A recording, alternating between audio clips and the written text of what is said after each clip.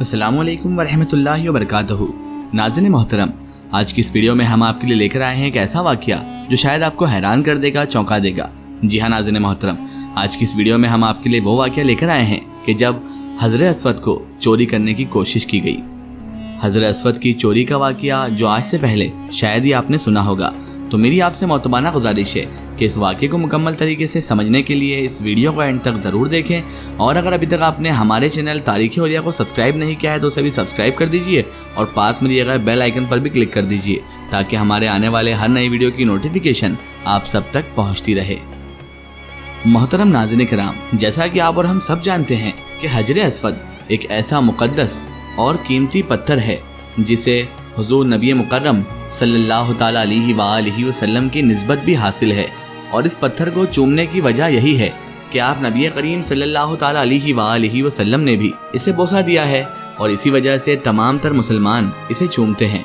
नाज़रीन मोहतरम, हजर अस्वद एक ऐसा मुक़द्दस पत्थर है जिसे जन्नत से लाया गया है, एक अनमोल याकूत जिसे हज़रत आदम अपने साथ ज़मीन पर लाए। यानी ये पत्थर हज़रत आदम अलैहिस्सलाम के साथ ही ज़मीन पर आया और बैतुल्लाह शरीफ की तामीर पर उसके एक गोशे में लगा दिया गया। ये मुअज़्ज़ज़ाती पत्थर हज़र अस्वद कहलाया। हज़र के इस माने हैं पत्थर, जबकि अस्वद सियाह और काले रंग को कहते हैं। खातिमुन नबीयीन हज़रत सरवर दो आलम सल्लल्लाहु अलैहि वसल्लम का इरशाद गिरामी है। आप सल्लल्लाहु अलैहि वसल्लम ने फरमाया कि हज़र अस्वद को अपना गवाह बना लो, क्योंकि ये अपने चूमने वालों की क़यामत के दिन अल्लाह के यहाँ सिफारिश करेगा। उसकी एक ज़ुबान और दो होंठ होंगे। इसी तरह इब्ने माजा की हदीस शरीफ है कि जो शख्स हज़रत अस्वद को हाथ लगाए तो गोया उसने अल्लाह पाक से मुसाफा किया।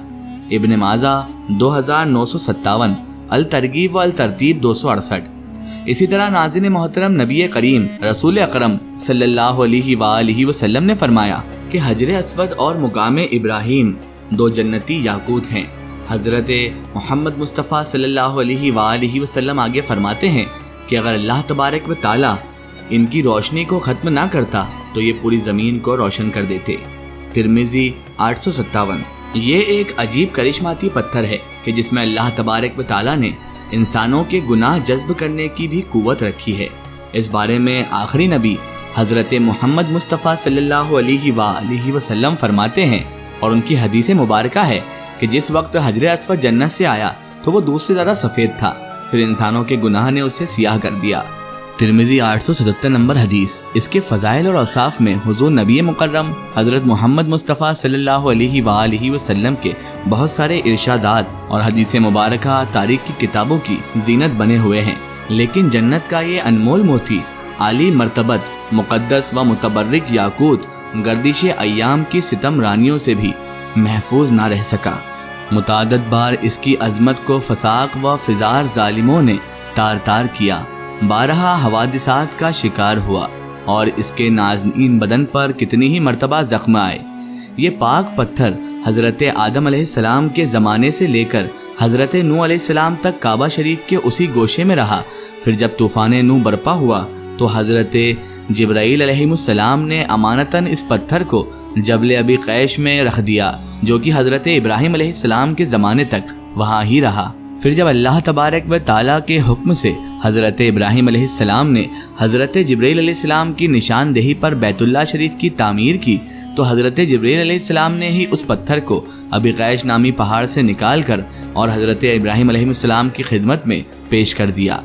इसी तरह फिर हजर अस्वद को उसी जगह की जीनत बना दिया गया जहाँ वो पहले रौनक अफरोज था, यानी कि काबतुल्लाह में। फिर एक दिन ऐसा भी आया कि इस जन्नती मुक़द्दस पत्थर को नाज़रीन मोहतरम चुरा लिया गया और वो वाक़या कुछ इस तरह है। अबू ताहिर सुलेमान अपने वालिद की वफ़ात के बाद अपने बड़े भाई व जानशीन को शिकस्त देकर बहरीन पर काबिज़ हो गया। बहरीन एक जगह का नाम है और एक मशहूर करामती सरदार भी बन गया।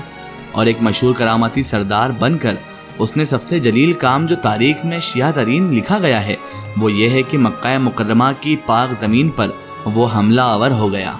ये इस कदर जालिम और जाबिर था कि ये भी बर्दाश्त इसे नहीं था कि मुसलमान मक्का में क्यों हज करने जाते हैं।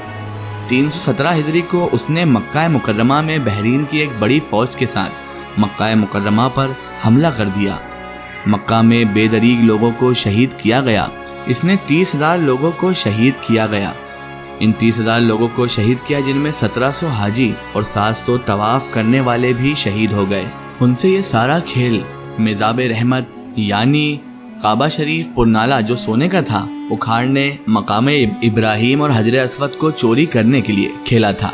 2 آدمی اس مذموم حرکت کے لیے کعبہ شریف پر چڑھے، مگر آن واحد میں سر کے بل زمین پر گر پڑے اور وہیں پر واصل جہنم بھی ہو گئے۔ مقام ابراہیم تو اس کے ہاتھ نہ لگ سکا، کیونکہ خدام حرم نے اسے پہاڑ کی گھاٹی میں کہیں پر چھپا دیا تھا۔ جب اس نے حرم پاک پر قبضہ کر لیا تو جعفر بن حلاج نے ابو طاہر کے حکم سے حجر اسود کو کدال سے اکھاڑ لیا۔ اس پر کئی ضربیں لگائی گئی، نعوذ باللہ، کچھ ریزے ٹوٹ گئے اور اسے اپنے ساتھ وہ بحرین لے گئے۔ ابو طاہر نے بیت اللہ کا دروازہ اکھاڑ پھینکا اور غلاف کعبہ کو ٹکڑے ٹکڑے کر کے فوج کے اعلیٰ عہدیداروں میں تقسیم کر دیا۔ یہ اسلام کا پہلا ایسا سال تھا کہ جب حج بیت اللہ بھی موقوف ہو گیا۔ علامہ سیوطی، تاریخ ابن خلدون اور امام طبری، امام قرطبی اور ان کے لیے تمام مورخین اور محدثین نے اس واقعے کو مستند روایات سے ذکر کیا ہے۔ ابو طاہر نے وہاں ایک مشہور عالیشان مکان تیار کیا اور بحرین میں لوگوں کو حج کی دعوت دینے لگا۔ وہ مکہ مکرمہ کی طرف آنے والے ہر سال حاجیوں کو اغوا اور قتل کرتا۔ اسی طرح تقریباً 22 سال تک خانہ کعبہ حجر اسود سے خالی رہا۔ اس کے بعد جا کر کہیں معززانہ طور پر اصل حجر اسود واپس خانہ کعبہ پہنچا۔ اس کی واپسی کچھ اس طرح ہوئی کہ بنو عباس کے خلیفہ مقتدر باللہ نے بحرین کے حاکم ابو طاہر کے ساتھ معاہدہ کیا کہ 30,000 دینار میں حجر اسود خانہ کعبہ کو واپس کیا جائے۔ خیر 339 ہجری کو عباسی خلیفہ مقتدر باللہ نے اس وقت کے ایک بڑے محدث امام عبداللہ رحمۃ اللہ علیہ کو ایک 22 رکنی وفد کے ساتھ بحرین حجر اسود کو واپس لانے کے لیے بھیجا۔ یہ یاد رہے کہ 22 سال تک حجر اسود ظالم و فاسق ابو طاہر کے پاس بحرین میں ہی رہا۔ اب جب حضرت عبداللہ بحرین پہنچے تو بحرین کے حاکم نے یہ چال چلی کہ اصلی حجر اسود کو کہیں چھپا دیا اور نقلی پتھر کو غلاف کعبہ میں لپیٹ کر پیش کر دیا۔ حضرت عبداللہ نے اس پتھر کو پانی میں ڈبویا اور فرمایا کہ یہ حجر اسود ہرگز نہیں ہے۔ اب دوسرا پتھر لایا گیا، آپ نے اسے بھی پانی میں ڈبویا اور پھر آگ پر گرم کیا تو کہنے لگے کہ یہ بھی اصلی حجر اسود نہیں ہے۔ حاکم بحرین ابو طاہر کہنے لگا یہ کیسا پیمانہ ہے؟ آپ کو تو حضرت عبداللہ نے فرمایا کہ نبی آخر الزماں حضرت محمد مصطفیٰ صلی اللہ علیہ وآلہ وسلم کا فرمان مبارک ہے کہ حجر اسود ایک ایسا جنتی پتھر ہے کہ جو نہ پانی میں ڈوب سکتا ہے اور نہ ہی اس پر آگ کوئی اثر کر سکتی ہے۔ اس کے بعد پھر انہیں ایک پتھر دیا گیا جس کو انہوں نے پانی میں ڈالا تو وہ تیرنے لگا اور آگ میں ڈالا تو وہ گرم ہی نہیں ہوا۔ حضرت عبداللہ فرمانے لگے کہ یہی اصلی جنتی پتھر ہے۔ حضرت عبداللہ اس پتھر کو لے کر مکہ کی طرف چل پڑے۔ اس پتھر کو ایک کمزور اونٹنی پر لادا گیا جو کہ بہت تیزی سے چلنے لگی۔ آپ اس کو لے کر مکہ مکرمہ پہنچے اور یہاں آپ کا شاندار استقبال کیا گیا۔ روایت میں آتا ہے کہ ابو طاہر کی وفات چیچک سے ہوئی۔ ایک اور روایت یہ ملتی ہے کہ ابو طاہر کو ایک ایسی بیماری لگ گئی کہ اسی وقت اس کا کوئی علاج نہیں تھا اور اس کے جسم سے ایسی بدبو نکلتی تھی کہ اس کے طبیب بھی اس سے دور بھاگتے تھے، اور اس طرح اس ظالم حاکم کا انجام بہت برا ہوا۔ واللہ عالم بالصواب۔ آخر میں اللہ تعالیٰ سے دعا ہے کہ اللہ تعالیٰ ہمیں ہر برے کام، ہر برے اعمال سے بچائے رکھے اور صراط المستقیم کے راستے پر چلنے کی توفیق اور رفیق عطا فرمائے، آمین ثم آمین۔ سو ناظرین، آپ کو یہ ویڈیو کیسی لگی کمنٹ سیکشن میں ضرور بتائیں اور ہمارے چینل کو سبسکرائب کرنا نہ بھولیں۔ تاریخ اولیاء کو سبسکرائب کریں اور پاس میں دیے گئے بیل نوٹیفیکیشن کو آن کر دیں تاکہ آنے والی ہر نئی ویڈیو کی نوٹیفیکیشن آپ سب تک پہنچتی رہے۔ پھر حاضر ہوتے ہیں کسی نئے واقعہ ویڈیو کے ساتھ، تب تک کے لیے خدا حافظ، السلام علیکم۔